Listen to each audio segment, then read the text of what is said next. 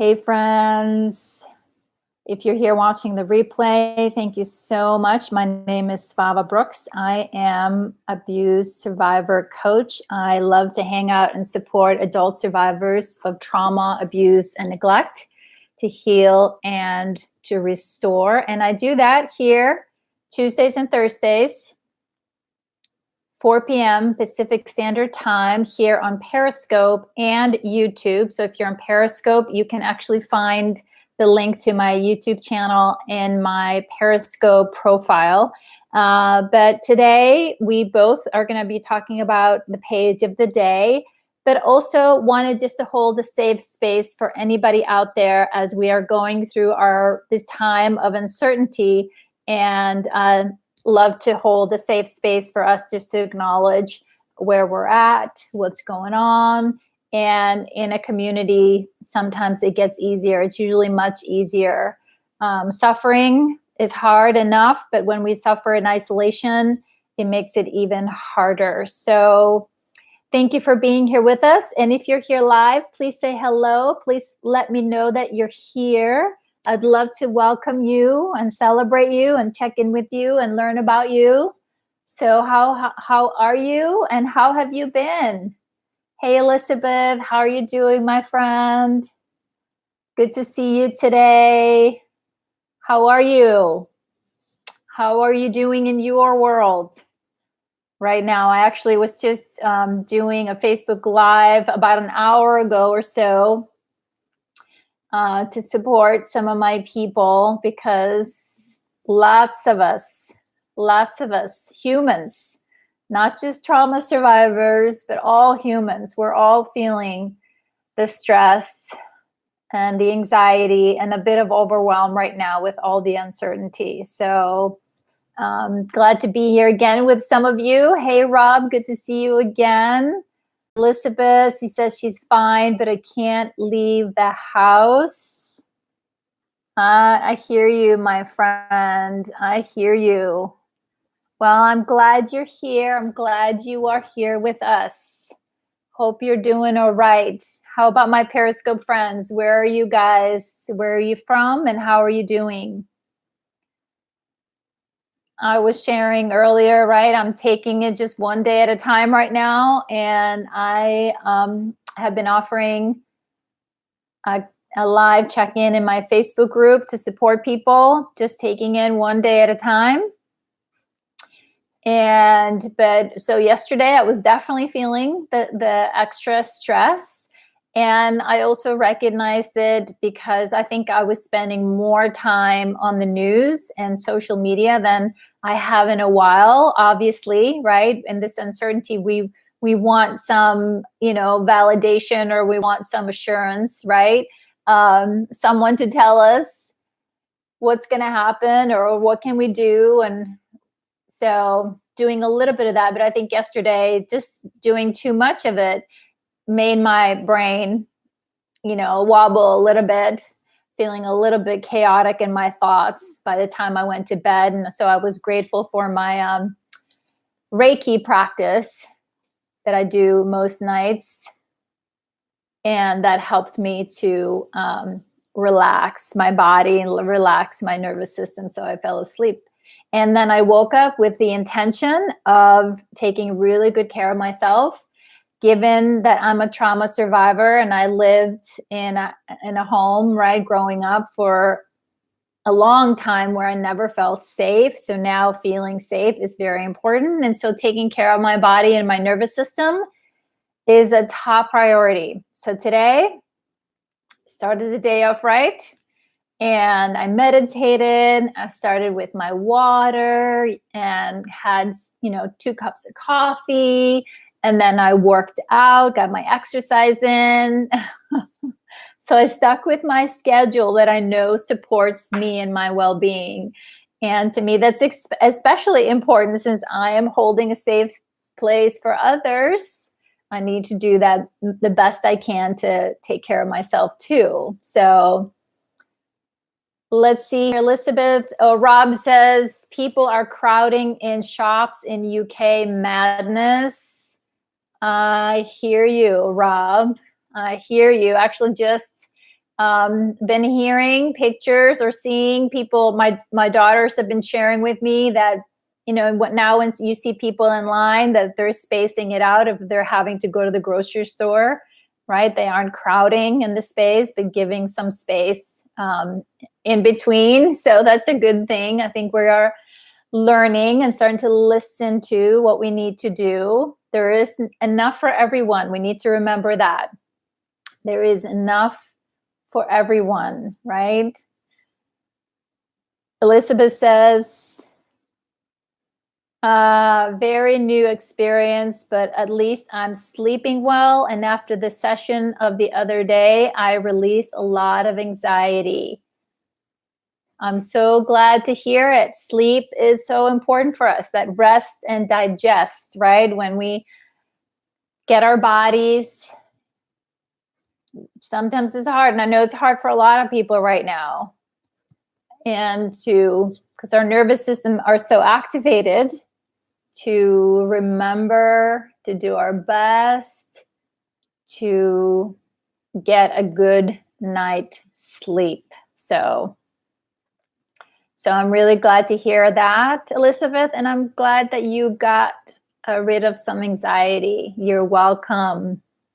You're welcome. You're welcome. You're welcome.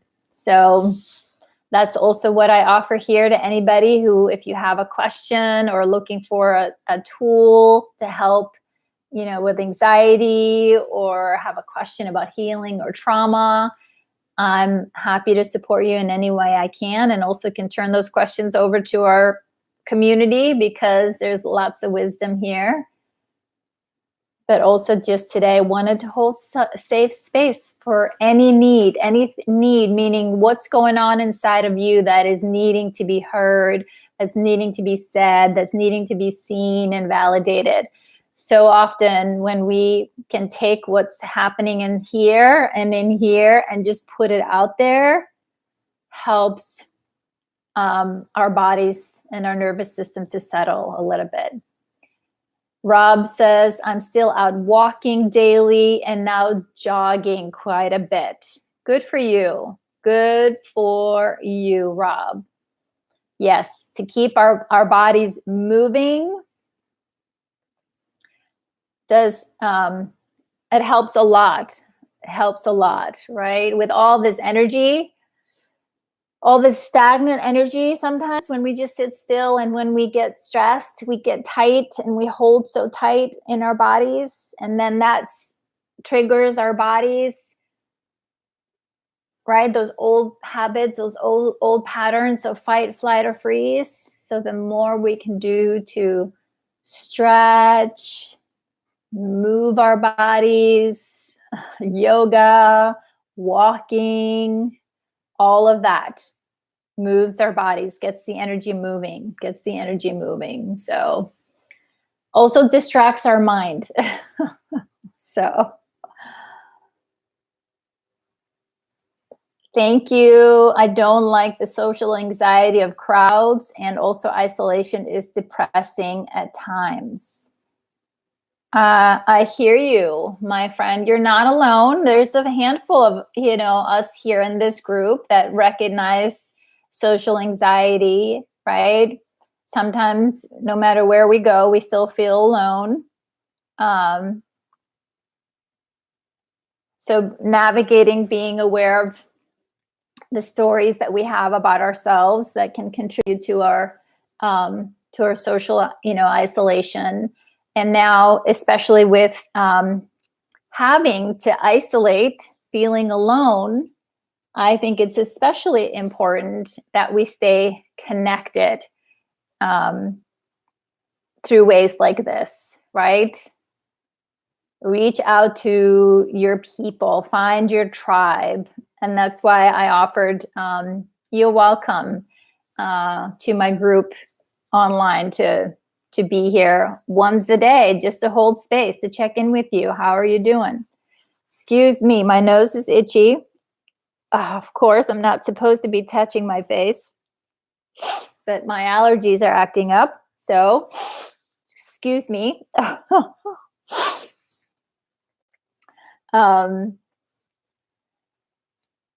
Yes, Elizabeth says, I'm doing arts and learning new things during this time. Good, good for you. And just my Periscope friends, I'm also responding to the comments over here on YouTube. So um, my YouTube channel link is in my Periscope profile if you want to come check it out over there. But you are absolutely fine here as well. So, hey, Rachel.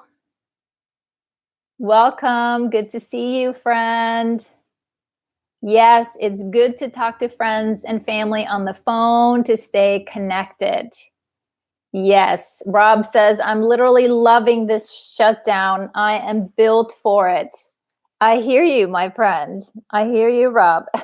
Excuse me, guys. It's interesting. I think a lot of trauma survivors who already kind of avoid big places or big gatherings, we are like, this is kind of my pace of life anyways.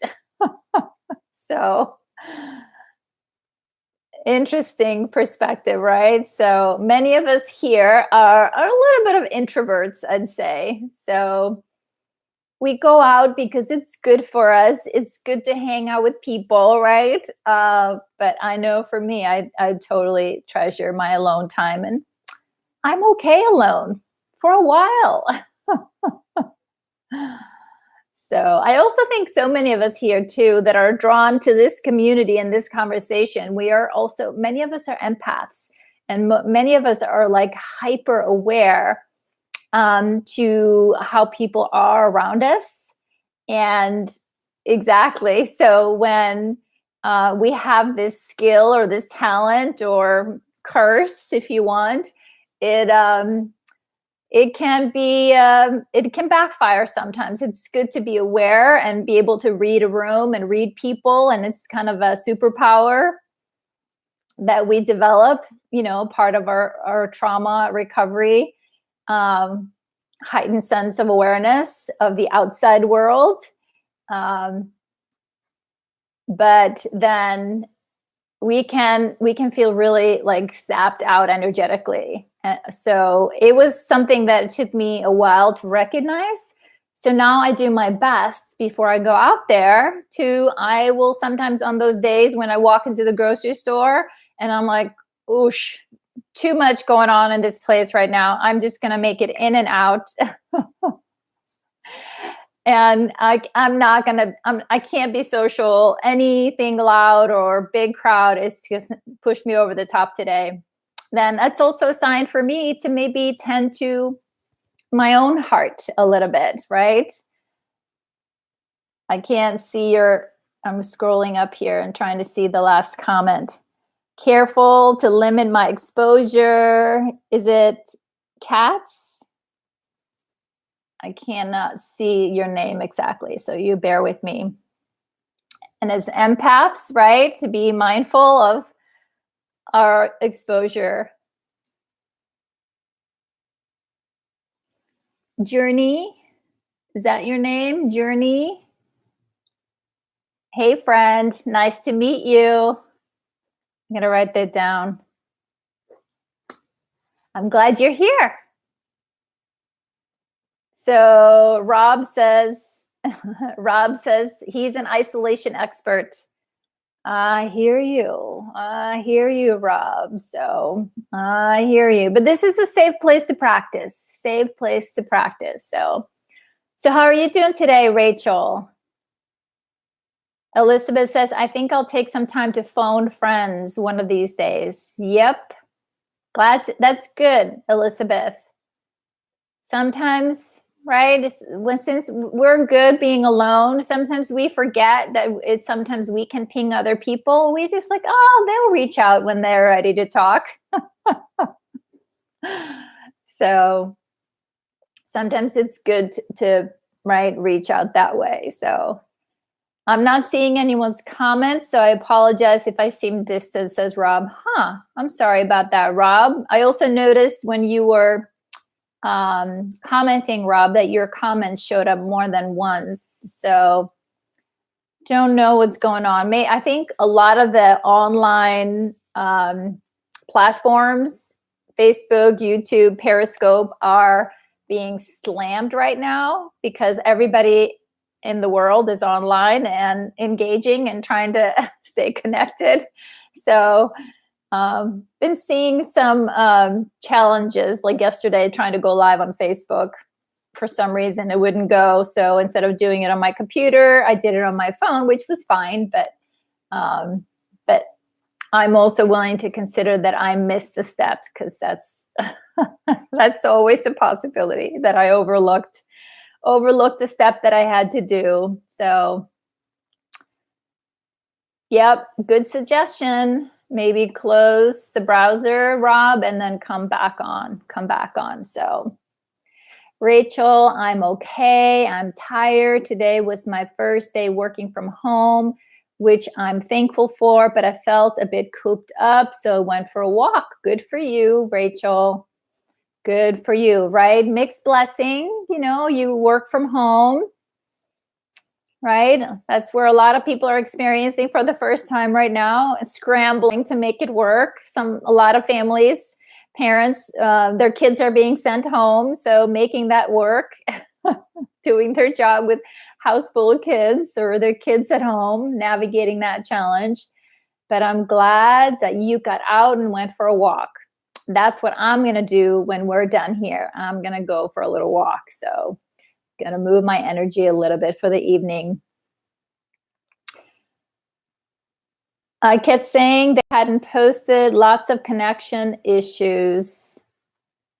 Okay. All right, Rob. Well, I'm glad you're here.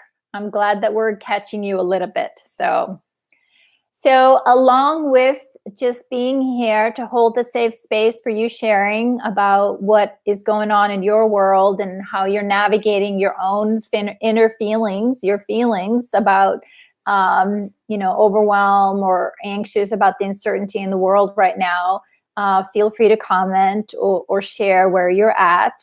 I think most important part for us is to validate that, this is hard. Yeah, this is really scary, right? So we really don't know how this is going to unfold, over the next few weeks. I don't know where you guys are in the world, but most of us here are UK and US, on YouTube at least.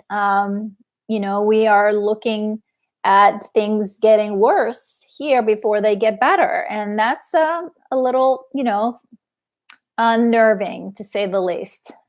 So wherever you are in the world, we are here for you. I still have to go to work due to essential personal, and it's stressful. I take it as it comes.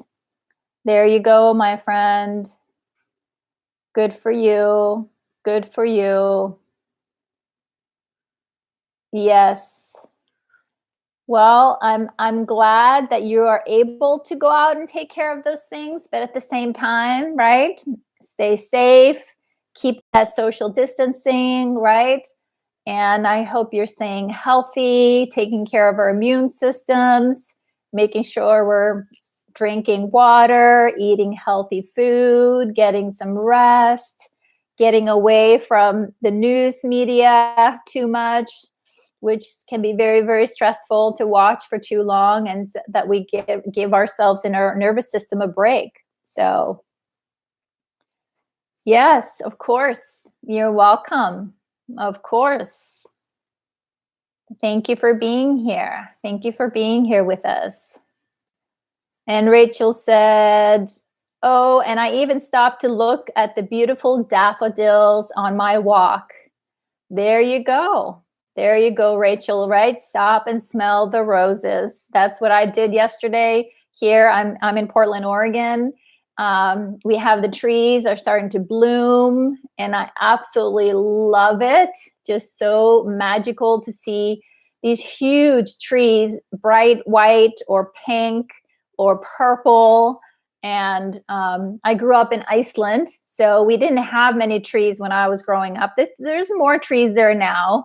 But so when I'm surrounded by trees, as most of you guys who hang out with me, I'm a lover of trees. I'm a tree hugger.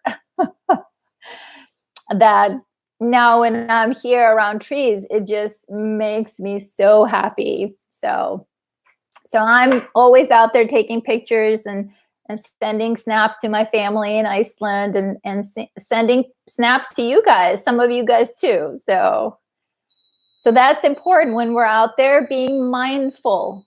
Stop to smell the roses, stop to watch and see the beauty around us. Use some mindfulness while you walk. Notice your breath, feeling your feet on the ground. Yes, Rob says, forest bathing, tree hugger. That's me too. That's me too. Thank you. Someone said I have a cute voice. I appreciate that. I try to be silly. I try not to take myself too seriously. So, and you may hear a little bit of accent. So, yes, appreciate the moment. Exactly. Exactly. Because it's only from right here, right now, that this is the only moment we really have any control over. So, something about nature lifts my spirit. Yes, Rachel, absolutely. I totally can relate. That's me too. Nature is so important. So important in my world. So I was going to put it out there that today in our group, the topic, while we're also here just talking about what's going on in the world, but in our group for the readers of my book who have posted their comments to their journal entry today. I know it's been a little quiet in the group, understandably, given how much we got going on right now in the world, but I wanted to put it out there, right? Today we are on day 77, and to set up our conversation here, restoring my health and well-being is my primary goal this year. It's actually a primary goal every year right now and has been since, right? I understood part of healing and recovery and, healing after abuse, neglect, or trauma is to take really good care of our bodies. So, which then to me just became a lifestyle change in terms of, what can I do to offset the years of living with toxic stress in my body, where I neglected my body, I didn't feed my body, I did not take really good care of my body at all.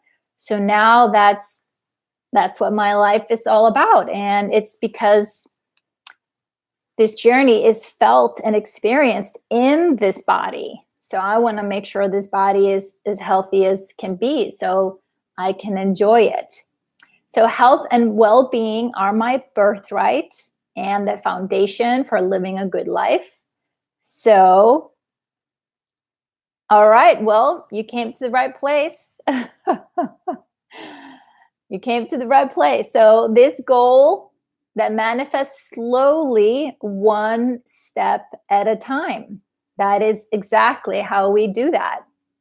But I tend to make a primary goal for the year, healing goal.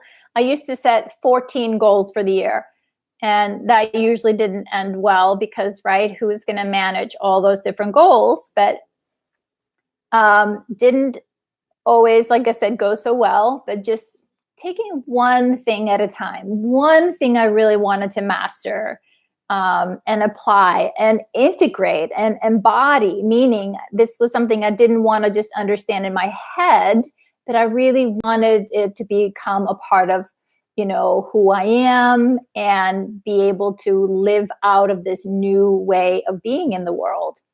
So the second question is, how do you plan to tackle one small step at a time until you achieve your goal? I used to have a drink problem, but finally got out of that loop. Good for you. Good for you, my friend. Good for you. I celebrate you, right? For many of us, any kind of substance Exactly. It's a coping strategy, it's a coping mechanism, right? Sometimes we use those to numb our pain, right? Um, so I'm so glad for you. Good for you, my friend. Of course. So, what is your health goal this year? Nope, it's not easy. Not easy. And again, this is where I'm a huge fan of groups because we don't heal in isolation, my friends. We heal in a community when we find like minded people to hang out with that are having this conversation, that are, setting these daily goals because that big yearly goal is a daily goal. When we break it down into, you know, manageable pieces that then over time become a long-term practice. So, yes, well, Rob, I think I posted the page late today, so you're okay. You have had a drink 3 times this year, Rob. All right. Good for you. Good for you. Rachel's comment here, just so my Periscope friends know, I'm also keeping an eye on my YouTube where I got some people chatting. So if you hear me responding to something, you have no idea what it is, that's what's going on.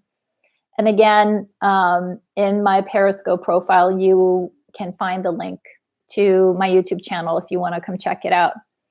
So Rachel says here, strange, but setting goals automatically makes me feel defeated because something in my thinking jumps to it being too much. And why bother? Really not good. I hear you. Can anybody else relate to that? Can you guys relate to that? Do you maybe resist setting goals? Same here. See, you're not alone, Rachel.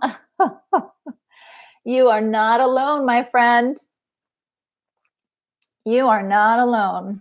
So, shall we talk a little bit about what happens? See, it's definitely allergies in the air. My nose is relentless. But I do have desires to improve in areas. And you are, my friend. You are clearly actively working on yourself and taking those steps. You've been showing up here for a while. So that's part of, when we decide we're going to do something, half the part is showing up, right? And then recognize, just like you said, Rachel, sometimes we resist setting those goals because, I don't know about you, could just be me, for a long time, because I was so hard on myself. My inner critic would have a field day when I would try to step outside of my comfort zone, when I would try on something new or do something different, or I would rock the boat. Does that sound familiar to anybody? Fear of failure is frightening. Thanks for sharing. It helps. Yes, exactly. So that's part of it, right? Why even bother to try? Because what if I fail? Right? And for me, the conversation, because I was so critical of myself, I really was hateful towards myself for so long, is that why bother trying? Because you are going to fail. Like, that was my inner dialogue, right? So yes, Rachel says, oh yes, and I've noticed that giving up is my first thought when it gets difficult. Yes. Time will pass anyway, so you might as well try. There you go. Exactly.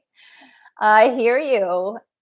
And it's great if we can have those mantras, my friend, if we can write those things down to remind ourselves when we can hear that inner critic turning up the volume on, you're just going to fail. Why even bother, right? When we can catch ourselves we can write out when we notice that weight on our chest or the tension between our shoulders, or the, oh, I don't want to, even pretend that I want to try, because it's just going to be so hard. And it really isn't that there's anybody out here that's judging or criticizing us, but it's our inner dialogue between our inner critic, our ego, or even our inner child, or our resistance, or our, nervous system. Just the thought of you taking a risk to your nervous system is like, don't dare, don't go there. We know how to manage this. This is good enough, right? And your ego is like, well, the story that we have is that this is as good as it's going to get. And so, guys, can you then see that inside we are constantly setting ourselves up for inner battle?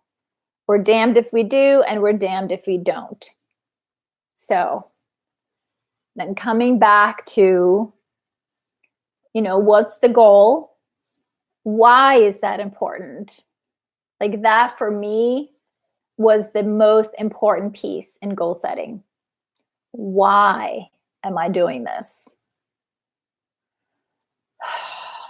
And why am I doing this? And why am I doing this? And also for me, it wasn't just the end goal. It was really about the practice. It was really about, right, that daily practice. And I'm holding my hands here because I'm a very tactile learner. So for me, it was to recognize, to write out, okay, here's my goal. And then when my inner critic, those thoughts or resistance would come up, I would write them down, and take a look at them outside of me. Where'd this crap come from, right? I am competent. Yeah, I can learn. No, it's not too late. No, I'm not broken. No, I'm not stupid. No, right? Go through all that.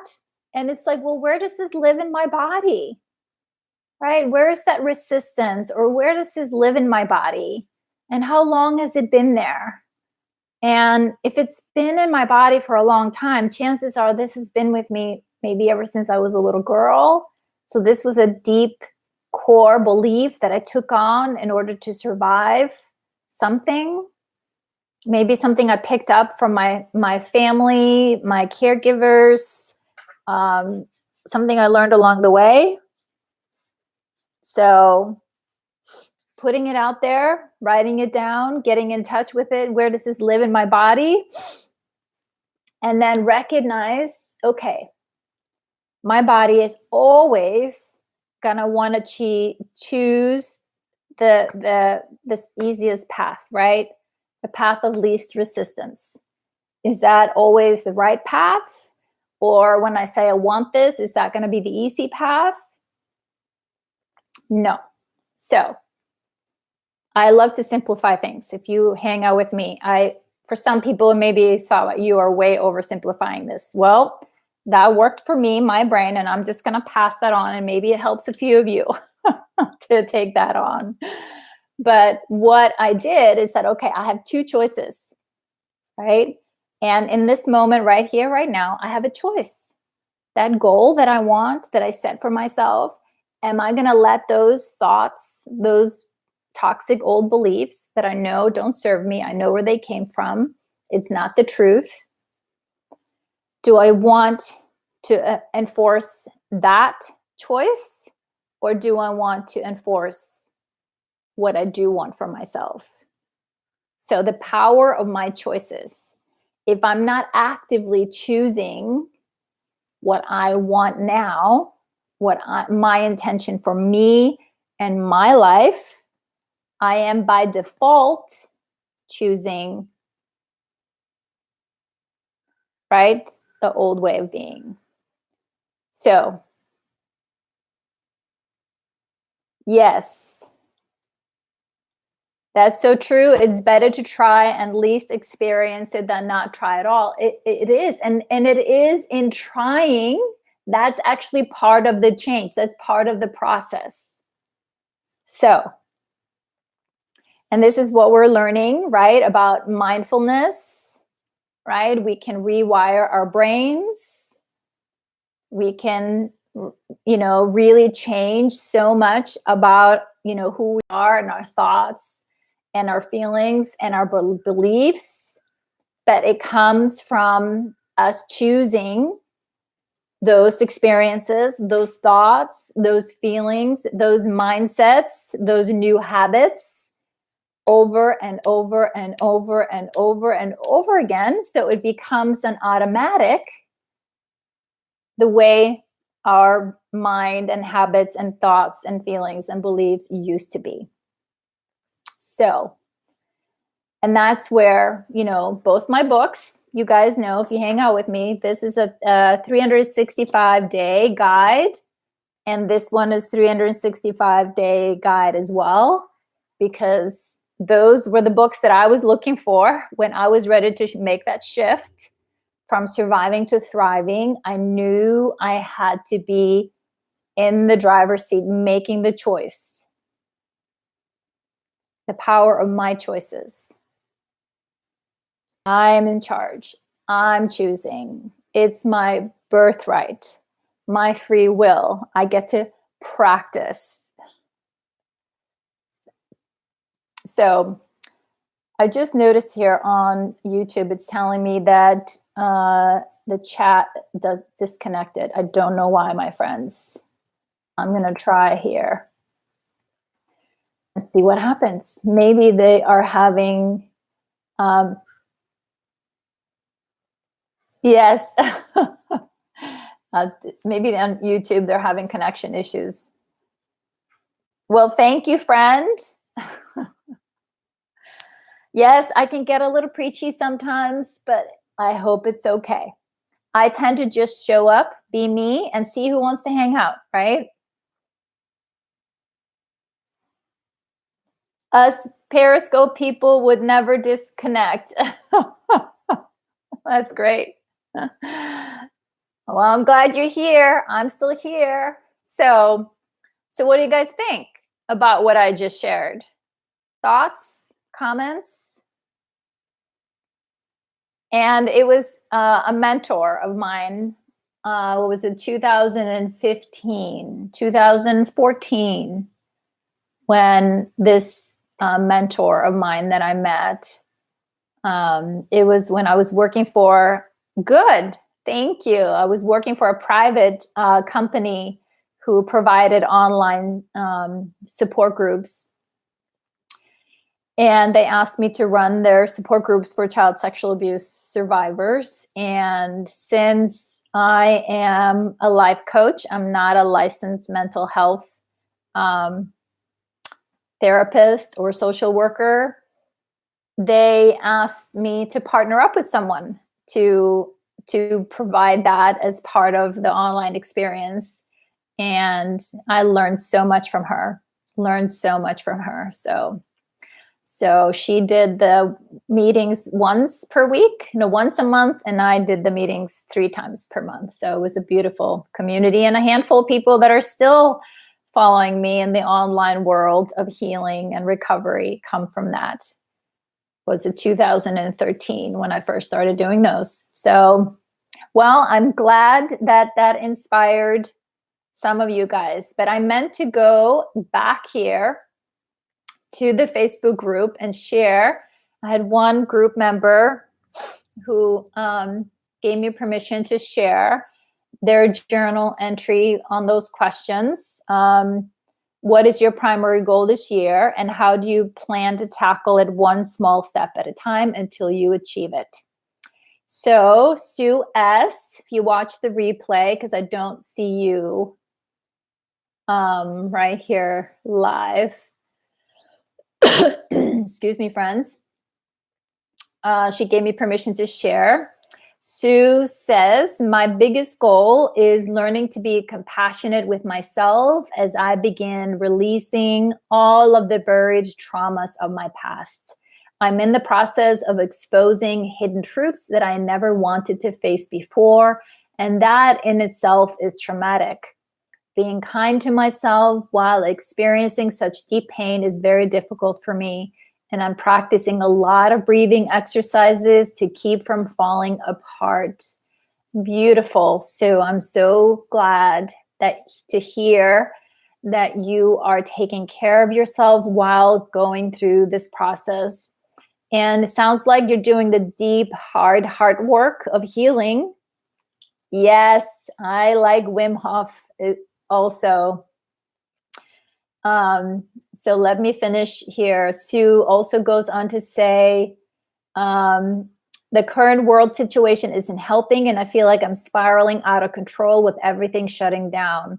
I had just began to work on a few childhood issues in therapy when all the virus crisis started, and now that everything is closing, I am feeling abandoned. I hear you, my friend Sue. I hear you. I hear you. I hear you, my friend. You are not alone. This is what so many of us, right, are struggling with, that feeling of being disconnected, of feeling being left alone. You're getting a beautiful comment here. You are very strong and brave, Sue. You inspire and you will succeed. Thank you, friend. Yes, you will. You are doing a beautiful job. She says, I've been out trying to purchase groceries to feed my family, and people have gone crazy buying everything up. Seeing empty shelves is bringing up fears that I don't recognize. I just want simple food basics to get by, but I'm finding it very difficult. I came out of a store and just started bawling as I sat in my car in the parking lot. Don't want to feel hopeless, but that is what it feels like. I'm working on being compassionate and understanding with myself as I work through these feelings. My plan is to just take it moment by moment. And if I need to take a time out to just cry or to do a meditation, I am going to. I need to be compassionate with myself and just experience each emotion as it comes, instead of trying to bury it. I'm going to take a walk each day and practice my breathing. Oof. Yes. Thank you, friend. Yes. A lot of us are practicing our spirituality or religion or prayers or mindfulness, connecting. Yes, baby steps will lead you forward. We believe in you. And I'm so glad, Sue, that you're in our community, my friend. I hear you, I feel you, and you are not alone. One day at a time. Exactly. Exactly. It is, scary when you walk into the store and what you thought was going to be there isn't there. And it's, out of our control. So you are not alone. You are not alone, my friend. So I'm actually glad that you got to have your feelings about it, because that's the truth of what we're feeling that needs to be expressed, right? It needs to be processed and let out, because if we just keep repressing and repressing and repressing, we are just stuffing it down into our gut, really. So I'm glad to hear that you have a plan to take it moment by moment, and I'm glad you're part of our community. And I know you jumped on the call earlier here, Sue, today, and were a part of the meditation that I did for us. So thank you so much for your beautiful share. Thank you, thank you, thank you. Anybody else feeling that? Anybody else come up against that? Permission to feel all emotions. Exactly. Right? This is part of being human. We're meant to feel, right? And the thing is, if we repress the hard feelings, we also tend to repress what we think are, right, the good feelings. So feeling the feelings, that's like the colors, of like colors of life, I'm trying to say. Nice to meet you too. Glad you're here, friends. So anybody else recognize those feelings? Going out into the world, recognizing those feelings of overwhelm, and then maybe what can you do to help your body and your mind during time of overwhelm? Good times make weak people, hard times make strong people. Stay strong. Expose our internal scars. Yes, there we go, right? And afterwards, everybody's broken, but afterwards, some of us are stronger in those broken places, right? Absolutely. Absolutely. So thank you guys. Those were beautiful comments. Yep. And we humans, we are resilient. We are more resilient than I think we can imagine. And I think that was one of the blessings from like digging deep, going through the kind of like the deep night of the soul, more than once as I healed my heart and my soul after childhood trauma.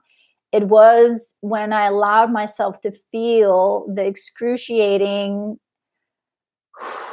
grief and sadness and pain, that on the other side of that, I was like, wow, I am strong. I can't believe that I felt all that, right? That I was able to, this amazing body was able to hold that and process and release all that. So the more we express, like I said, the hard stuff, the more our hearts and expand into our capacity to feel what we think is right, the good stuff. So we need to learn to be resilient. Exactly. Everyone wants happiness. None wants the pain, but you can't have a rainbow without a little rain. That's right, my friend. That's right. And literally it is about learning. Like you said, learn to be resilient. Most of us, me included, right? When I was a little girl, it wasn't safe to express anything, right? It wasn't safe to speak my truth. It wasn't safe to talk about my feelings or ask for help or say no. And the people that were hurting me were my caregivers. So I was very confused. So I had to learn again, right? Grow up again, reparent myself. I often talk about, right? This was the gift that I gave myself when I became the parent and the protector that I needed. I gave myself the grace and the compassion and the kindness of self-acceptance to allow myself to really just let out all that hurt. And I was able to be there for myself. Also, of course, I needed other people to hold safe spaces for me until I felt and I learned to hold that for myself. But it is definitely a process. It is a process. I have to reclaim the voice I lost so long ago. I hear you, friend. I hear you. I'm so glad you're here. You just saying that, you're putting it out there. You're putting it out there. Same here. My dad had awful temper, but my mom was too brainwashed to protect us. I'm sorry, my friend. I'm sorry. That is hard. That is hard. And I'm glad that you're here. And I'm glad that you recognize the truth, right?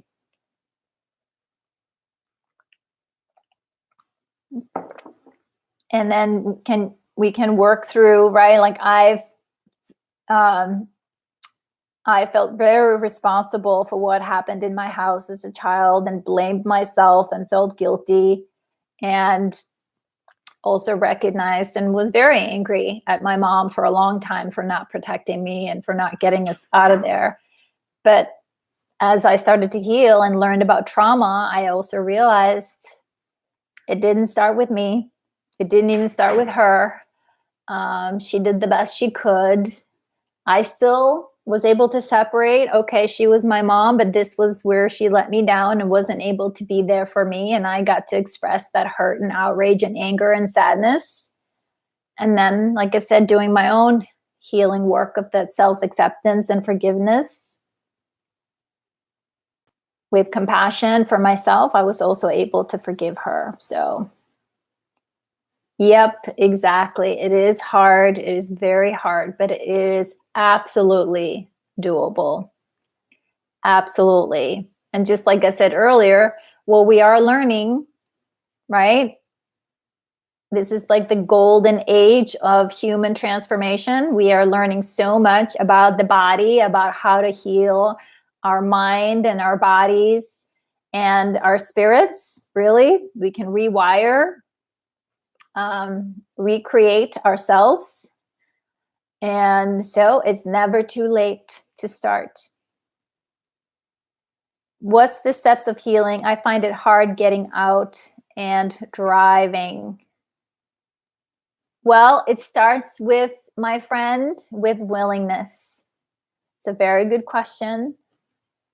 Yes, recreate ourselves. It starts with our willingness to recognize that maybe some of our habits and where we are stuck is there's maybe a little bit of uncomfortableness or the discomfort, but our willingness to take a look at ourselves instead of looking maybe outside of ourselves. Like, right, I do one-on-one coaching with a lot of people. I empower you with the tools to heal yourself. I'm not the one doing the healing. I can share with you how I've used this tool for my personal healing, but I can show you how they can work for you. So the first step is willingness. That's the key thing I look for the people that I work with, unless you're willing. And willingness can be just like, you can say, yeah, I'm willing, but you may not exactly know what that means, but it's that intention that you're willing. Yes, exactly. And then for a lot of people that I work with is recognizing how to be safe in our bodies. I'm willing to learn how to be safe. And that starts with us in your body. Right? So those are some of the steps. And then to understand, right, the impact of trauma, right? There's nothing wrong with you. You're not broken. Like, I thought I was stupid. I thought, all these horrible things about myself. No, I was just a textbook example of an adult who had a pretty rotten childhood, right? Classic. So understanding what trauma does to our bodies, our nervous system, why we're disconnected, what it does to our thoughts, what it does to our feelings, what it does to our hearts, what it does to how we take care of ourselves. Take a look at who we think we are today, and like, so much of who I thought I was, yes, exactly, these were all coping skills. This wasn't my personality. This wasn't the true essence of who I was. It wasn't my authentic self, right? So, exactly, I'm not broken. We have so much in common. Yes, my friend, right? We are so self-critical. It's excruciating. I thought I was the only one. Just daily life is extreme effort at times. I'm sorry. I'm sorry, my friend, but I understand. I understand coping skills. And that's part of what I empower people with, since we're going down that road, is self-compassion practices and also connecting with our bodies. Because I knew a lot about trauma. I probably could have a PhD about trauma. And actually, most of my clients, by the time they come to see me, they know so much about trauma that it's integrating it, connecting it. Like I said, those daily choices, connecting. That's the hard work. How do I embody and integrate into what I know? And I go from being rigid, controlling, or right, or chaotic. Life is always spinning out of control. Those two extremes, I found a way to come into the middle. Being curious, loving, present, compassionate, embodied, at home in myself. Because really, why we feel so unsafe in the world is because we don't feel safe in here. And until I was ready, willing to do the hard work of crawling back inside of me and really feel out inside of me and accept all of me, all the parts. That's when I finally recognized who I was and how to be safe. I know it is. I know it is. But that's why you're not alone in this community. We are all in this together. And this is why I'm here, because I want to have normalize this conversation.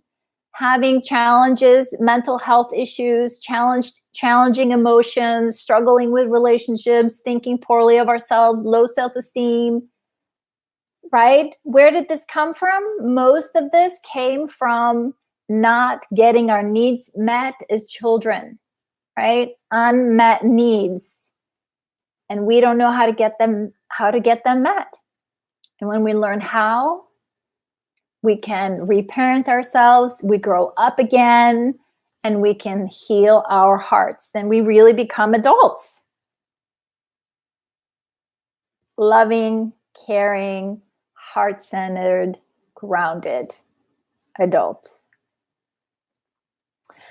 So thank you guys. We're almost out of time. Thank you so much for being here and asking these beautiful questions. I really appreciate it. And I'm sorry, my YouTube friends, the chat stopped. But I want to put it out there for you guys. I'm going to be live in the YouTube group tomorrow at 2 p.m. Pacific Standard Time.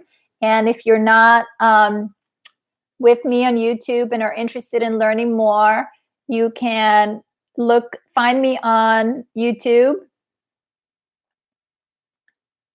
Find me on Facebook, and I'll add you to one of the Facebook groups where I'm just doing some extra support this week. Scoopers rule, scopers. But I'm here on Periscope and YouTube twice a week, Tuesdays and Thursdays, 4 p.m. Pacific Standard Time. So please join us here anytime. We'd love to have you. It's a beautiful community here of survivors where we are having these hard but heart-to-heart important conversations, because, my friend, you already have, thank you, you have everything that you need already to heal and restore. You do. It's just putting those pieces back together. How does being quarantined feel? So far, so good. I'm doing okay. Hopefully, I will find you on Facebook. Absolutely. And my website, I'm going to hold it up for you here. My website, you can find me through my website, svavabrooks.com. Yeah, please. And I always end our meetings, my friends, with pulling a card for us. And today I got one day she woke up and decided to believe. This is card what you needed to hear today.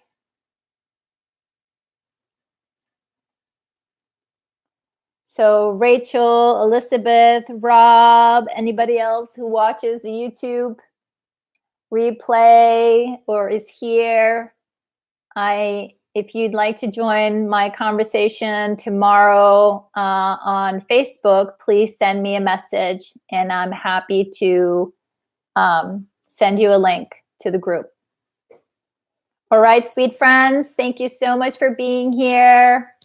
Take good care of yourselves. Be gentle with your hearts. I'll see you next time. Bye, friends.